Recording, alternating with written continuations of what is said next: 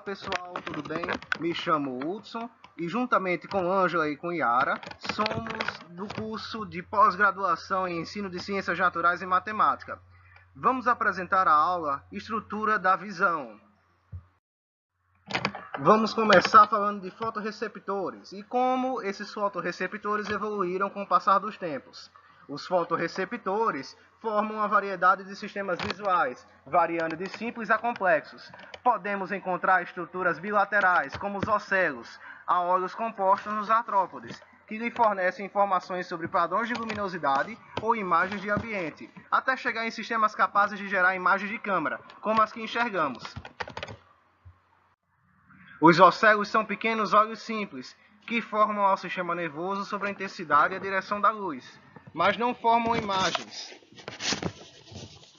São compostos por células sensoriais, como ocorre nas planárias, ou células sensoriais em uma única lente, como nos insetos.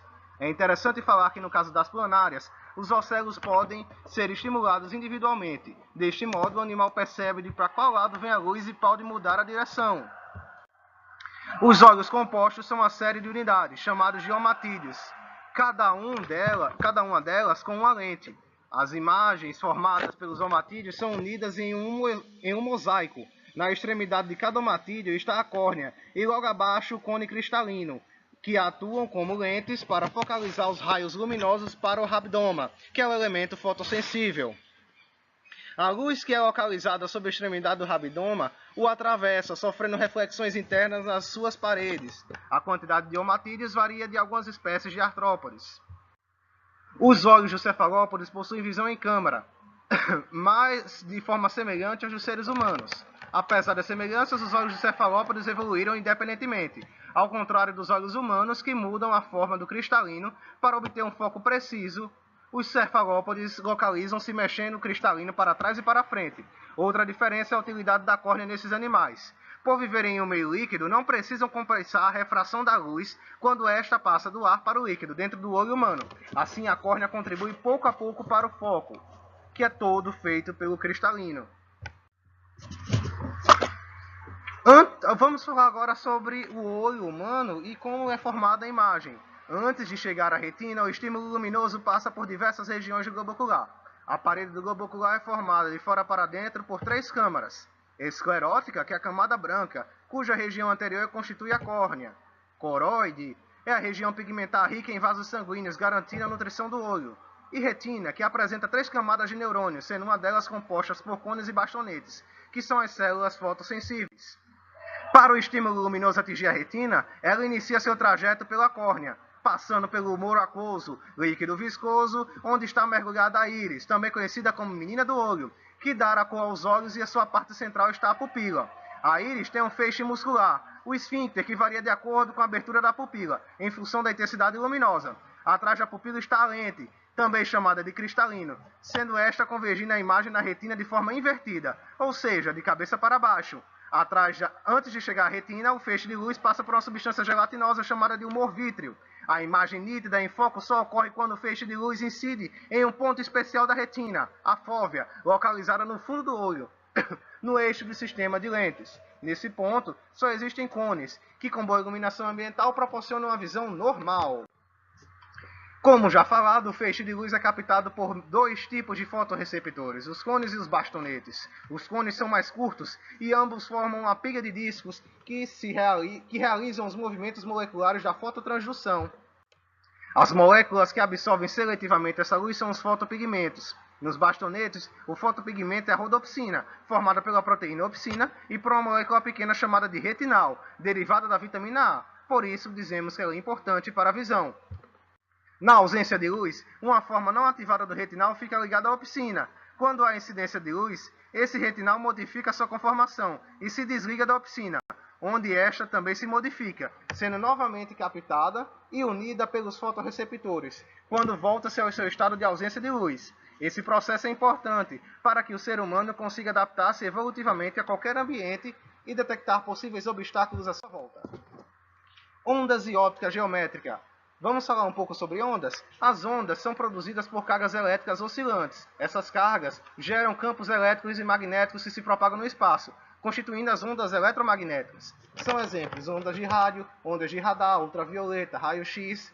Vale lembrar que as ondas mecânicas não se propagam no vácuo. Existem 3 tipos de ondas, que são as longitudinais, as transversais e as mistas. As longitudinais, a direção da propagação coincide com a direção da vibração. Um exemplo é uma onda de uma mola, depois que algumas espirais são comprimidas. As ondas transversais, a direção da propagação é perpendicular à direção da vibração. Exemplo, as ondas em cordas. E existe também as ondas mistas, onde as partículas vibram longitudinal e transversalmente ao mesmo tempo. Antes de falar de grandeza de uma onda, vamos imaginar a situação onde jogamos uma pedrinha nas águas tranquilas de um lago, onde produzimos um ponto de impacto, uma perturbação ou um abalo. A perturbação não fica restrita ao ponto de impacto. Notamos a formação de uma linha circular, com o centro do ponto de perturbação e raio cada vez maior. A distância percorrida pela onda no intervalo de tempo igual a um período t é denominado comprimento de onda, o lambda. O comprimento de onda depende da fonte e do meio. A frequência f de uma onda é a frequência da fonte que emite. A velocidade de propagação de uma onda só depende do meio material que é atravessado por esta onda. Nestas imagens vocês estão vendo alguns exemplos de onda, onde os picos altos são as cristas e os picos baixos são os vales. E a distância entre um vale e uma crista é denominado de amplitude. Vamos lembrar. Crista, ponto alto, vale, ponto baixo. A reflexão e a refração da luz. A reflexão é um dos fenômenos mais comuns envolvendo a propagação da luz. Ela ocorre quando a incidência sobre a superfície de separação entre 2 meios com propriedades distintas. A reflexibilidade é a tendência dos raios de voltarem para o mesmo meio de onde vieram. Quando a luz incide sobre um meio, sobre uma superfície, ocorrem os 2 fenômenos, reflexão e refração. Quando a luz volta e se propaga no mesmo meio que coincide, é reflexão. Quando a luz atravessa o meio propagando-se para o segundo, é refração. Vamos falar um pouco sobre o arco-íris de Maxwell. O arco-íris de Maxwell, como vocês estão vendo aí, as luzes, o que é que acontece com ela? A luz branca, como a luz solar, é composta de uma série de ondas eletromagnéticas, que diferentes comprimentos de ondas e frequência. As ondas eletromagnéticas podem propagar-se em meios diferentes, como no vácuo, o ar, a água e o vidro. Quando a luz branca incide sobre um prisma, sobre um certo ângulo, sofre uma decomposição, produzindo um grande número de raios monocromáticos, que, projetados numa tela, produzem as cores do arco-íris. A imagem da luz branca decomposta é chamada de espectro contínuo, pois aparece uma faixa onde se sucedem cores e tonalidades. Vamos falar um pouco sobre reflexão? O raio de luz, ao incidir sobre uma superfície, tem uma parte refletida e outra refratada.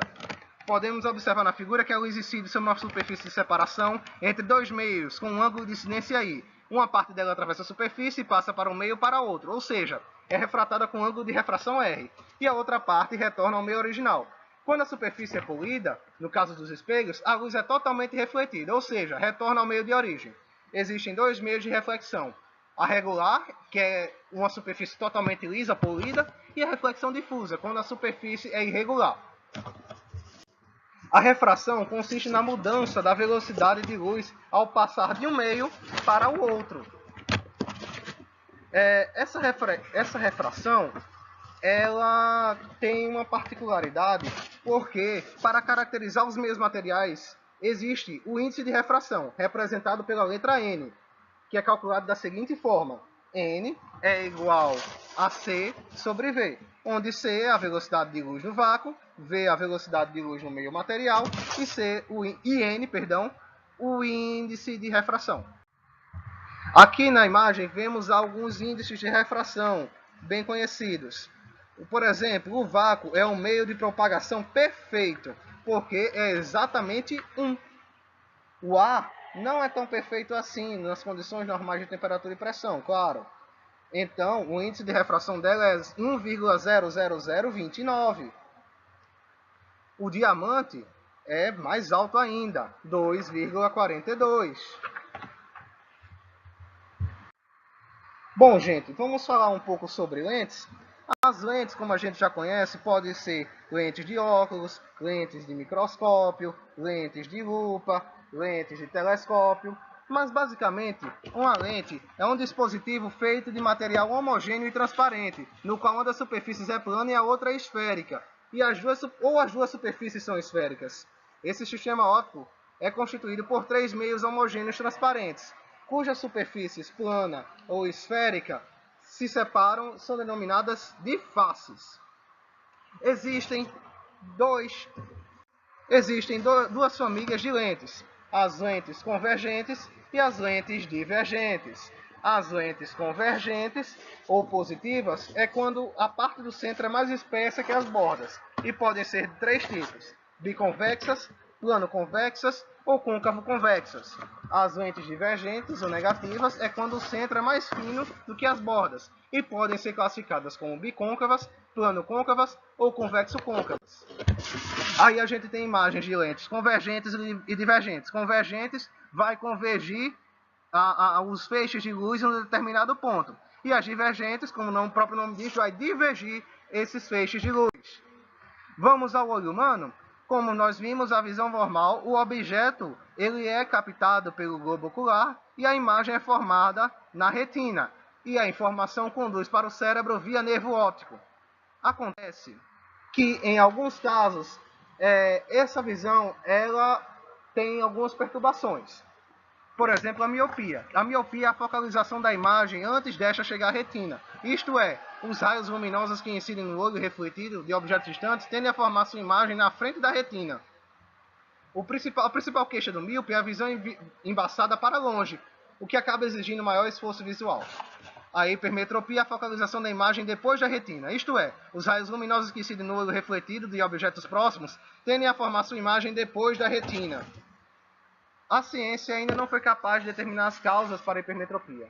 Os sintomas mais comuns do hipermétrope é a visão embaçada principalmente para perto. Já no astigmatismo, é quando os raios de luz que incidem no olho geram a imagem em vários pontos, múltiplos pontos focais, causando uma distorção da imagem. Isso acontece devido à irregularidade na curvatura da córnea ou do cristalino, distorcendo a visão tanto para longe quanto para perto. O sintoma mais comum para os indivíduos com astigmatismo é a visão borrada nos dois ângulos. As queixas mais frequentes são dores de cabeça, sensação de ardor nos olhos. E frequentemente o astigmatismo também é causa da fotofobia, que é a intolerância à luz. Nessa imagem vemos indivíduos, nessa imagem vemos uma situação em que temos a visão normal, a visão de um míope, a visão de um hipermíope e a visão de astigmatismo. A normal, todo mundo vê normal, a do míope vê embaçado para longe, a do hipermétrope vê embaçado para perto e do astigmatismo é tudo borrado. Bom, pessoal, desculpa qualquer coisa, este é o fim da nossa aula.